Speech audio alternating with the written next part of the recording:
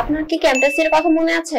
আনুমানিক 2014 থেকে 2021 সাল পর্যন্ত ভিডিও এডিটিং এর রাজ্যে ক্যামটাসিয়া ছিল তারার মতো। কিন্তু আজ ক্যামটাসিয়া কোথায় হারিয়ে গেল? ভিডিও এডিটিং এর জগৎ থেকে মুছে গেল কেন? কোন সফটওয়্যার ব্যবহার করা সহজ মানেই সেটা বেস্ট না। গত 1 বছর ধরে ক্যাপকাট খুব স্পিডিলি তার ইউজার সংখ্যা বাড়াচ্ছে। এর প্রধান কারণ সফটওয়্যারের সহজ ইন্টারফেস। সাধারণ ব্লগার, ক্যাজুয়াল ইউজার যারা আছেন তারা তাদের টুকটাক ভিডিও এডিটিং করার জন্য ক্যাপকাটকেই বেছে নেয়। অন্যদিকে যারা প্রফেশনালি ভিডিও এডিটিং এর কাজ করে এবং ফিল্ম মেকিং এর সাথে জড়িত তারা স্টিল নাও প্রিমিয়ার প্রো ব্যবহার করছে। ভিডিও এডিটিং সেক্টরে আরো এক ক্যাটাগরির মানুষ আছে যারা আসলে ডান বাম চিনতে পারছে না। তারা বুঝতে পারছে না যে তারা আসলে ক্যাপকাট ইউজ করবে নাকি প্রিমিয়ার প্রো ইউজ করবে। আপনি যদি প্রফেশনাল ভিডিও এডিটর হতে চান, এই 5টি কারণে আপনার প্রিমিয়ার প্রো থেকে সুইচ করে কখনোই ক্যাপকাটে আসা উচিত হবে না। Number 1, file size. ক্যাপকাটে ভিডিও এক্সপোর্ট করার পর প্রায় 11 মিনিটের ভিডিওর ফাইল সাইজ অ্যারাউন্ড 940 MB, যেখানে প্রিমিয়ার প্রোতে এক্সপোর্ট করা ভিডিওর ফাইল সাইজ এসেছে অ্যারাউন্ড 800 MB। এবার চিন্তা করুন প্রফেশনাল ভিডিও এডিটর এক্স্যাক্টলি কোন কারণে ক্যাপকাটে এডিট করবে।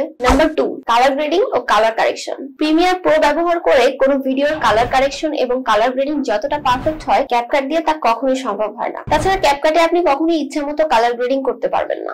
Number 3, perfect audio editing. Content creation, music video, movie, নাটক প্রত্যেকটা ক্ষেত্রে যেরকম আলাদা আলাদা ভাবে অডিও এডিটিং এর প্রয়োজন হয় সেটা আপনি প্রিমিয়ার প্রোতে যেভাবে পারবেন ক্যাপকাটে কখনোই সেটা সম্ভব হবে না। 5, বেসিক এক্সপোর্ট সিস্টেম। প্রিমিয়ার প্রোতে আপনি আপনার প্রয়োজন অনুযায়ী যেভাবে ভিডিও এক্সপোর্ট করতে পারবেন, ক্যাপকাটের ক্ষেত্রে আপনার প্রয়োজন অনুযায়ী সেটিংস চেঞ্জ করে সেভাবে ভিডিও এক্সপোর্ট করা সম্ভব না। পুরো ভিডিও শেষে আপনার কি মতামত? কোন সফটওয়্যার আপনার জন্য প্রযোজ্য? কমেন্টে জানাতে পারেন।